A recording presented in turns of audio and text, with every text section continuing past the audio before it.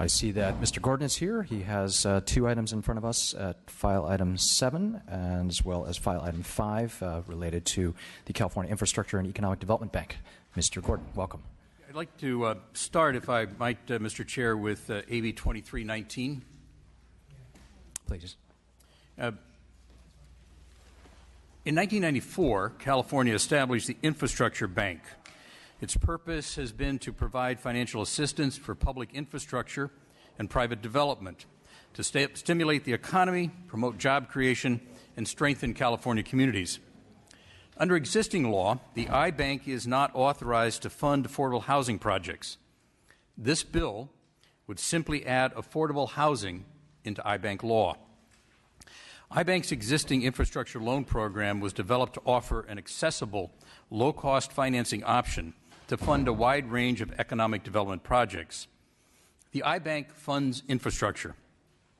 Infrastructure are those things that are necessary to weave together the fabric of a community: roads, sewers, and water pipelines. I think, however, that we are coming to understand that affordable housing is also necessary to assure that the fabric of our community is strong. Mr. Chair, if I might use an example, your city, where rising rents, housing prices are pushing people out of the market. Service workers can no longer afford to live in San Francisco, and the diversity of the community is at stake. The fabric of the community is at stake.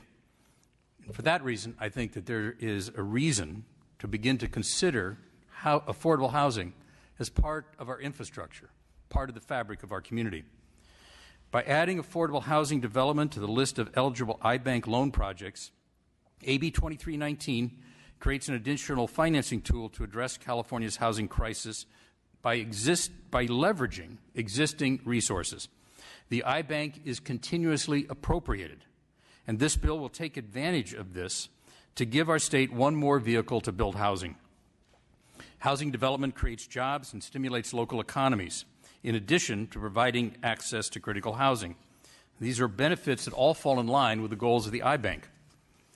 Nothing in this bill requires the iBank to fund housing projects. Rather, the bill authorizes already eligible applicants to apply for loans to develop affordable housing. The iBank will retain its authority to evaluate loan applications and determine the best projects to receive financing assistance. This bill is double referred. Not sure why the Rules Committee did that, but they did. It will go next to the Jobs, Economic Development, and Economy Committee if it moved from here. That committee has jurisdiction over the iBank. Should this bill pass out of committee today, I'm committed to continue to work on the language with the legislature, stakeholders, and the administration. As I stated at the beginning of this presentation, the iBank does not currently fund affordable housing. I recognize this. And this bill is not at looking at what has been, but rather what can be. And it is about how we weave the fabric of our communities. I respectfully ask for an aye vote. Turn it over to your supporter. Nicolo DeLuca here on behalf of Oakland Mayor Libby Schaaf. We want to thank the Assembly member for this bill. In a city such as Oakland, any available options to help support affordable housing and workforce housing is greatly appreciated. We respectfully ask for your aye vote. Thank you. Other supporters. Good morning, Mr. Chair, members of the committee. Kiana Valentine on behalf of the California State Association of Counties. For all the reasons stated by the author and additional support, we think this is a simple fix that provides an additional tool to address the affordable housing crisis, and so we're happy to support this morning. Thank you. Mr. Chair and members, Sean Topekian on behalf of the California Apartment Association. We too are in support, just another creative approach to increase housing supply in California. Good morning, Mr. Chair and members. Lauren De Valencia representing the American Planning Association in support. Michael Lane with the Nonprofit Housing Association of Northern California in support. Kendra Harris with the League of California Cities in support. Are there any opponents to the bill? Questions from colleagues? Mr. Steinhardt. I'd like to thank the author. I do want to just admit from the very beginning I was a little concerned trying to repurpose the iBank and move it away from its primary goals of shared infrastructure to be able to add the extra category of affordable housing was something that was a little disconcerting. Now, I do see, though, that there's a very unique way that you've approached this, and I can appreciate that. AB 32 cap and trade dollars, communities that I represent, we have a very hard time with the impediments that prevent us from being able to access those dollars. And utilizing this creative financing tool, this would potentially open this up so that some of the suburban areas would be able to have access to, the capital necessary for affordable housing as well. I just want to get your commitment that this was designed really to try and impact all of the communities, the 58 counties that we have in California, not necessarily only focused on the urban areas, which a lot of times when we talk about density, we talk about affordable housing. It really is more impacted towards urban. No, this is structured in such a way that it would be available to any community in California, and it's not limited, which I think is why the League of Cities and the State Association of Counties endorsed and support the bill. Excellent. Thank you. Other comments? Okay. Mr. Gordon, would you like to close? I would just respectfully ask for an aye vote. Second. Okay. I wanted to just briefly mention, first of all, I absolutely share Mr. Gordon's goals around thinking about housing and affordability within the context of broader infrastructure. This is something I think many of us have been discussing. That being said, as Mr. Gordon and I have had several conversations about, the iBank is not structured to do this. There's not necessarily funding that at least the iBank thinks about using for this, nor do they have the expertise. As we've discussed, there is another agency, Cal HFA, that has had this expertise. And my only concern about this bill, I think, the idea of including this in infrastructure makes sense, is frankly around whether the administration would support it. But based on my conversations with the author, this bill and the next bill, which are linked, I'm prepared to work with him, and hopefully before the next committees, this bill is being referred to the Jobs Committee, the next bill is being referred to local government that I serve on. Hopefully we'll work out some language so that we can rely on Cal HFA's expertise. And I have no idea why the chairman of the Rules Committee assigned this to three committees, but I guess that is his druthers. Oh, and unfortunately, these two bills I'm presenting today were double referred, so something is really wrong at the Rules Committee. So with that, I think we've already entertained a motion due pass to Jobs, Economic Development, and the Economy Committee. Motion made by Mr. Steiner, seconded by Mr. Mullen. If you could call the roll, Madam Clerk. Motion states to pass and refer to the Committee on Job, Economic Development, and the Economy. Chu? Aye. Chu, aye. Steinhardt? Steinhardt, aye. Burke? Chow? Chow, aye. Gaines? Lopez? Mullen? Mullen, aye. That bill is out. We'll wait for other members to add on. And if we could go now to item 7, AB 2475. Mr. Gordon, the floor is yours. Thank you, Mr. Chair. AB 2475 would establish a new program for local governments to apply to the iBank for housing loans that are forgivable, subject to meeting required criteria that contribute positive outcomes back to the state. Through working together, local governments, developers, and the state can integrate major regional planning and development targets into a much-needed affordable housing projects.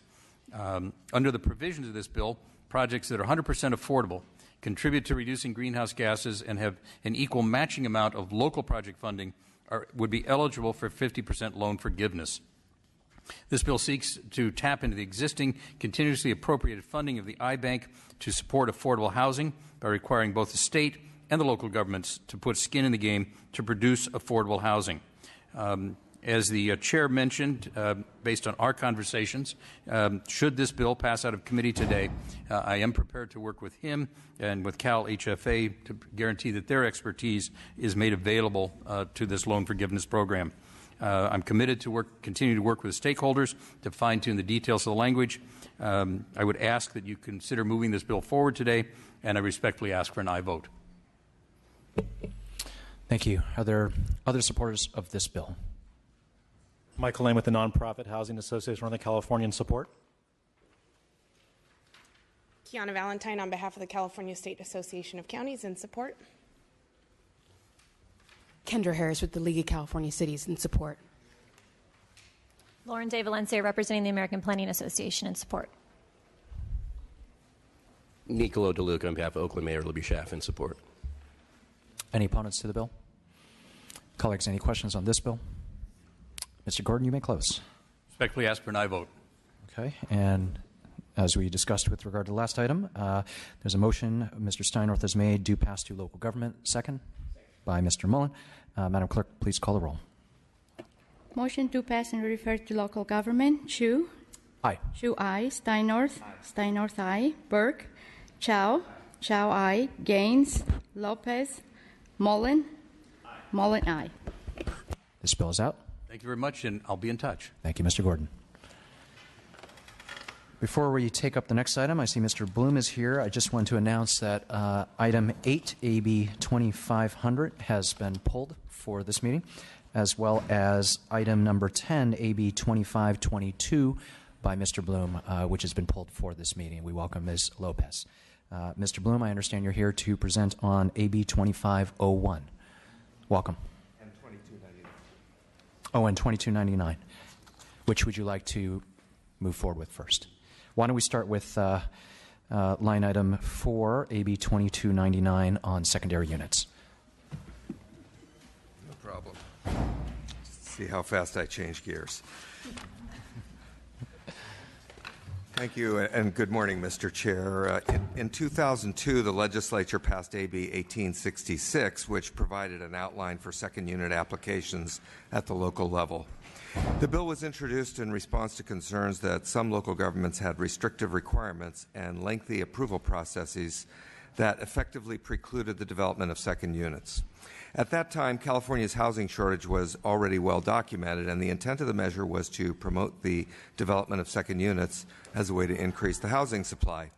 Unfortunately, during the 14 years since the passage of AB 1866, California's housing shortage has only grown more severe, and some local governments still impose restrictive requirements that make it difficult to build second units, such as parking restrictions. California is struggling to adequately meet its housing needs, especially for housing that is affordable near job centers and public transportation. And while second units can serve as much-needed rental housing, they can also provide homes for college students, elderly parents, or individuals with disabilities who need to live close to their families or others who can provide them support. AB 2299 will ease and streamline current statewide regulations, as well as encourage the building of accessory dwelling units as a way to create more housing options. Currently, several cities are looking at local ordinance to improve or incentivize the creation of ADUs as a way to create more rental properties and incomes for families to stay in their current homes. Simply reducing parking requirements in transit-rich areas where most tenants don't have a car will encourage more building of ADUs. Requiring cities to have their own ordinances will also help with the current confusion for builders and help prevent lawsuits as we currently see in Los Angeles. Thank you, and I ask for your aye vote. Let's turn it over to your supporters, your expert. Thank you and good morning. My name is Deborah Carlton with the California Apartment Association. Our author obviously said just about everything that needs to be said. The California Apartment Association, of course, promotes the construction of second units. As you know, of course, we are all struggling very deeply to find a way to promote housing, and we think this is a creative approach. We have, of course, made it very clear that there are still local provisions that can be imposed, but the parking provisions have always been a big hurdle for us. So with this bill, we believe that we will clear the way for more second units. Thank you. We ask for your aye vote. Other supporters? Good morning. Lauren De Valencia, representing the American Planning Association, in support, and we appreciate working with the author to align the definition with the definition of active transit in Assemblymember Chow's Bill AB 744. Thank you. Anya Lawler with the Western Center on Law and Poverty, in support. Brian Augusta with the California Rural Legal Assistance Foundation, in support. Brian Hamlin of the California Renters Legal Advocacy and Education Fund, in support. Is there any opposition?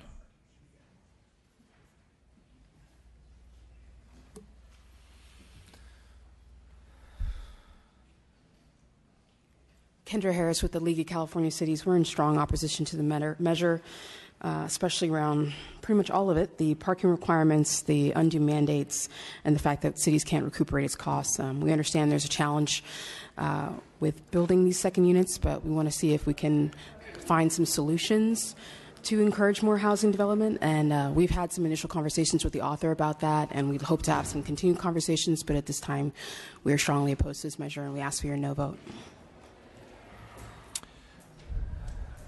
Good morning again, Mr. Chair, members of the committee.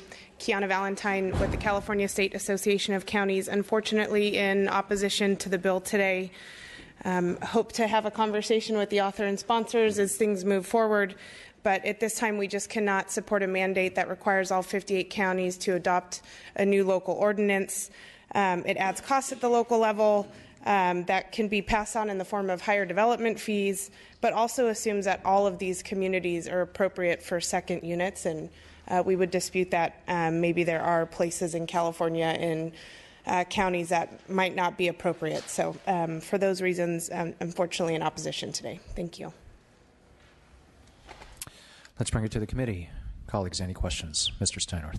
Yes, I do share some of the concerns about the parking requirements.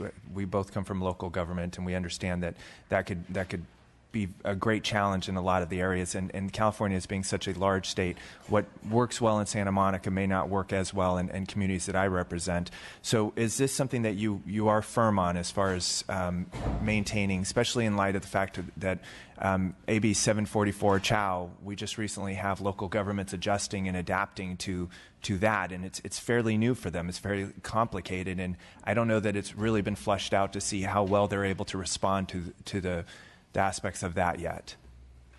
Well, we're going to have continued conversations around this topic as the bill moves forward, if it is so fortunate to make it through committee today. And the bill specifically calls out transit-rich areas, and in those areas we think that it's appropriate to relax parking requirements. That's what the bill looks at, and I don't know if there's anything else you want to add to that. That's true. We did limit it very specifically to transit-rich areas, so we're hoping that we can find a resolution to make everybody comfortable. Any other questions? Mr. Chow. When I worked on 744, one of the things that I found out was that the cost of these parking spaces is extremely high. In fact, they range from $25,000 to $35,000 a pop, and oftentimes many of these developments they have unused parking spaces. So it's important that we direct where the dollars. I mean, when these spaces go unused, and these dollars could be actually diverted to building more affordable units. So I think allowing that flexibility to local government is going to be helpful, and I think it would also solve part of the problems. So I'm in support of the bill. Thank you. Mr. Millam, you may close. Thank you. I ask for your aye vote. Colleagues, from my perspective, this is a topic of secondary units that I spent a lot of time on in local government. Spent 5 years crafting San Francisco's ordinance that legalized our secondary units. And given the affordability crisis, I think we have to be creative in thinking about all spaces where our residents can live. So I want to thank the author for bringing this forward. I also support what I think of as smart transit policy that is embedded in this legislation. So with that, I'd like to entertain a motion of due pass to local government and move from there. Mr. Chow's made the motion. Is there a second to that? Second by Ms. Burke. Madam Clerk, could you please call the roll? Motion to pass and refer to the Committee on Local Government. Chu? Aye. Chu, aye. Steinhardt? Steinhardt, no. Burke? Burke, aye. Chow? Chow, aye. Gaines? Lopez?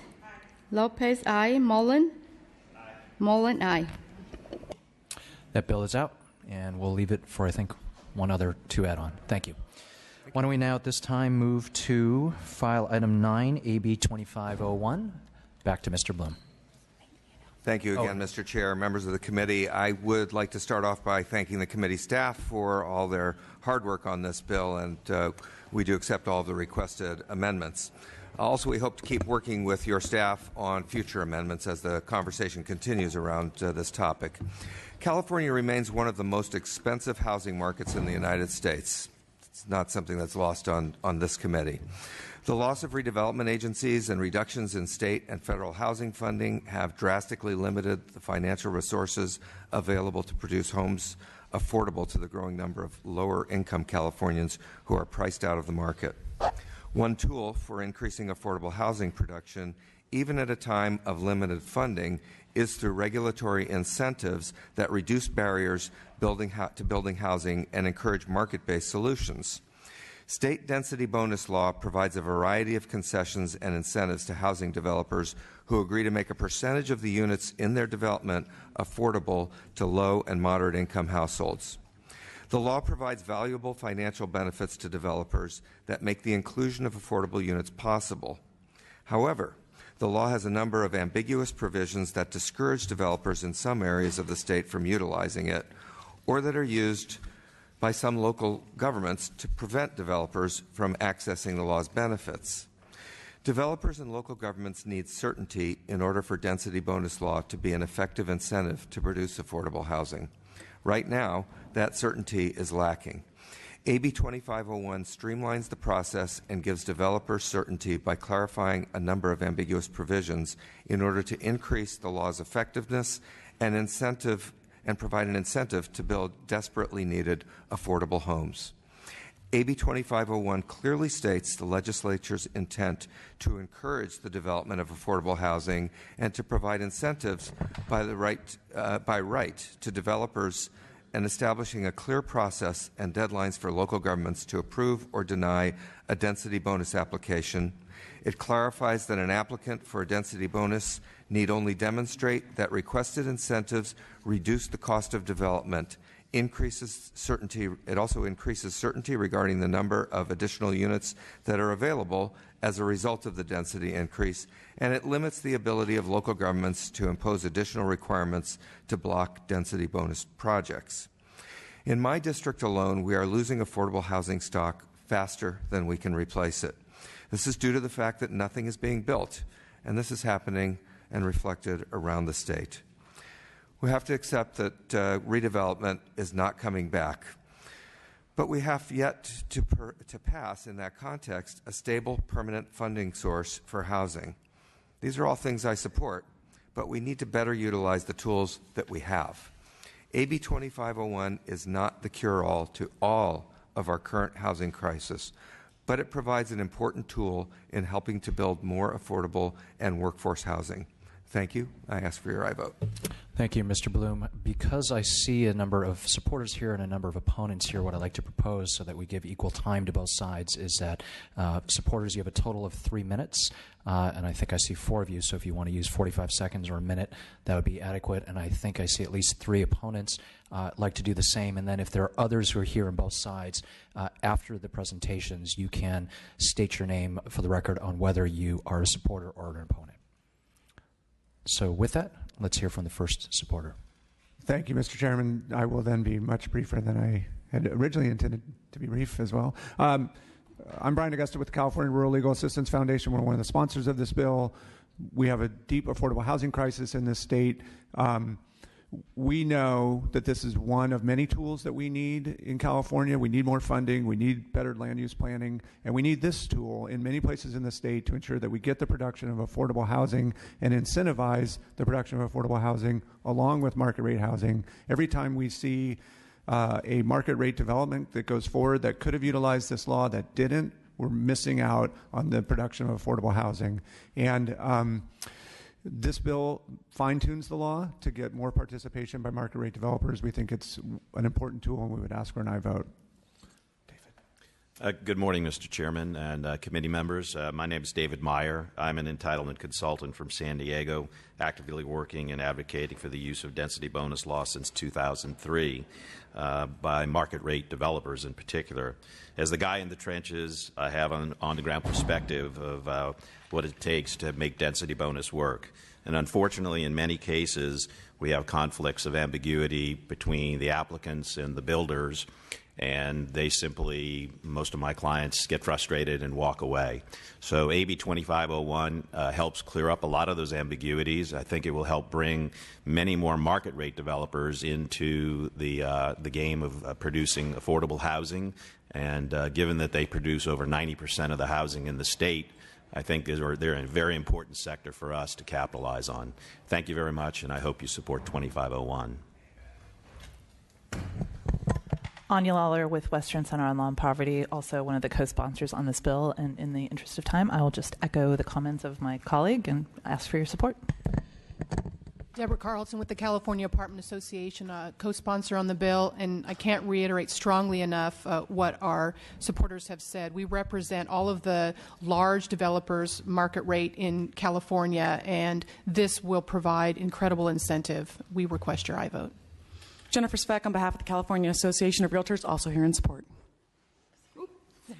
Marina White with the California Housing Consortium in support.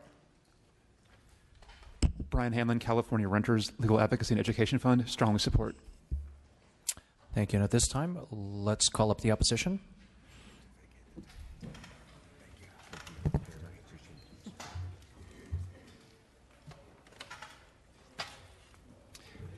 Hi, John Terrell, American Planning Association, California chapter. Sit down.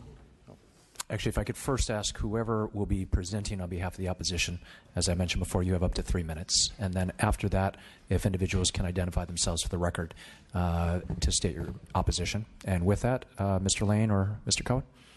Yes, hi, my name is Peter Cohen. I'm with the Council of Community Housing Organizations in San Francisco. And just yesterday, our Board of Supervisors unanimously passed a resolution on this particular bill asking for an exemption in some shape or form that would apply to our local circumstances.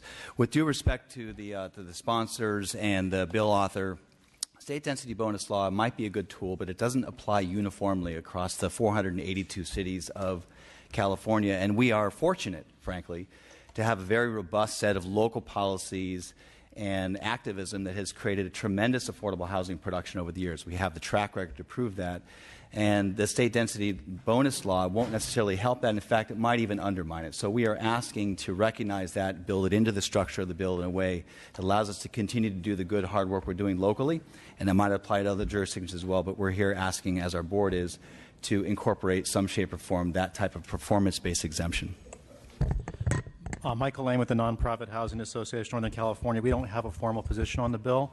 Our members, though, do benefit from density bonus. It's a key tool for affordable housing production for nonprofit affordable housing developers. And we really appreciate the intent of the author and sponsor, and we generally support many of the provisions of the bill.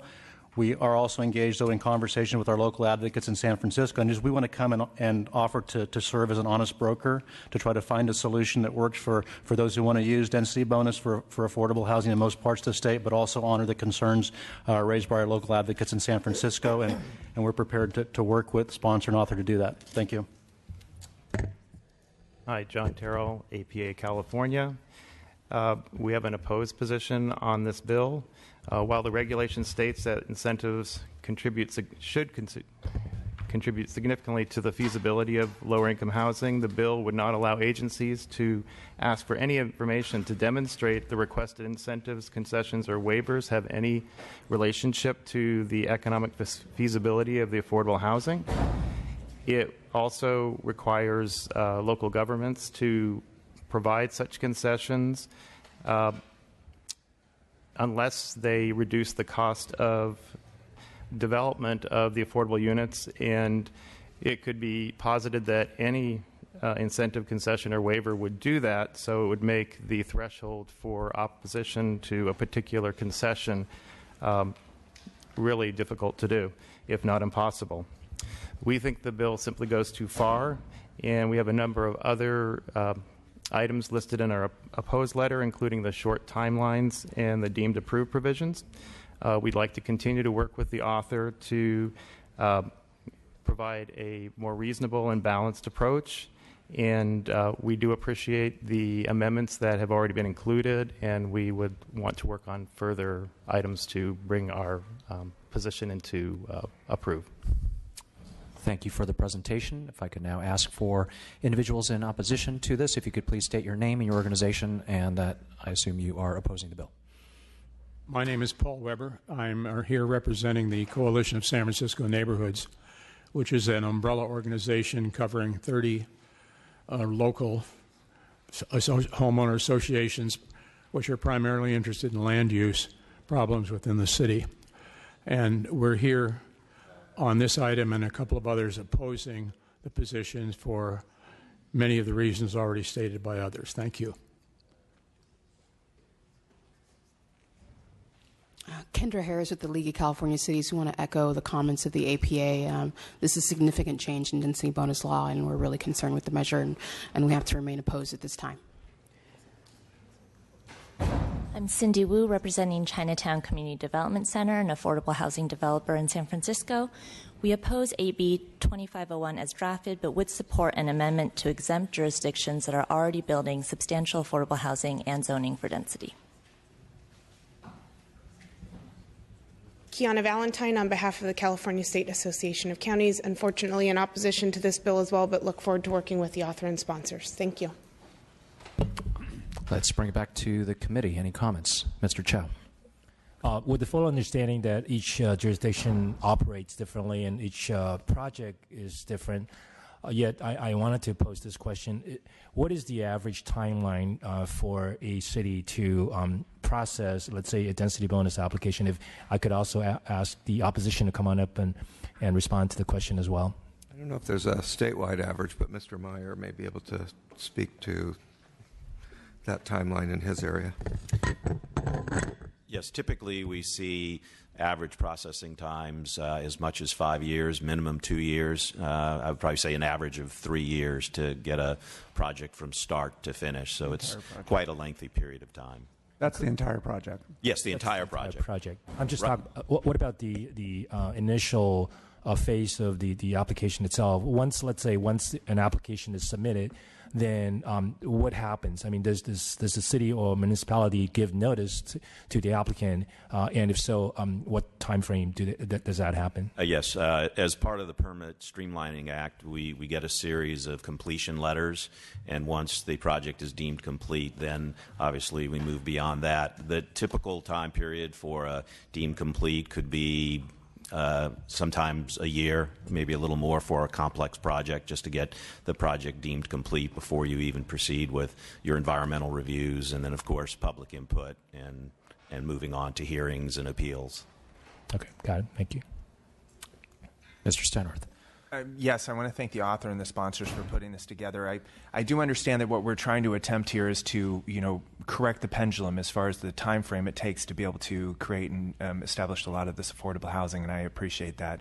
My concern, though, is that as we're trying to achieve balance, perhaps we've swung the pendulum a little too far the other direction.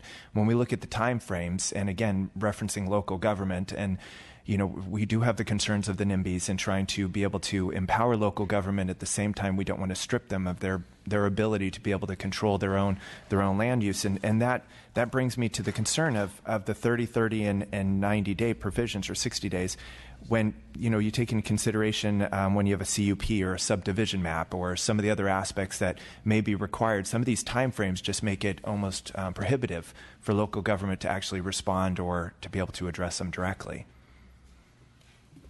Well, let me start by saying that we fully understand that there are some complexities here that require our continued discussion and working with folks on both sides of the issue. We want to resolve as many of these issues as possible, and perhaps you want to add some comments. Well, the only thing I would add to that, Mr. Steinhardt, is that in conversations with both your staff and the chair's staff, we are begun to narrow that, and the only timeline based on the amendments I think that the author is taking today, the only firm timeline that's in there at this point is a 30-day completeness. So 30-day answer about whether your application is complete. And as the author just said, that needs a lot more discussion to figure out what else needs to happen to make that work, but also work with local government's processes.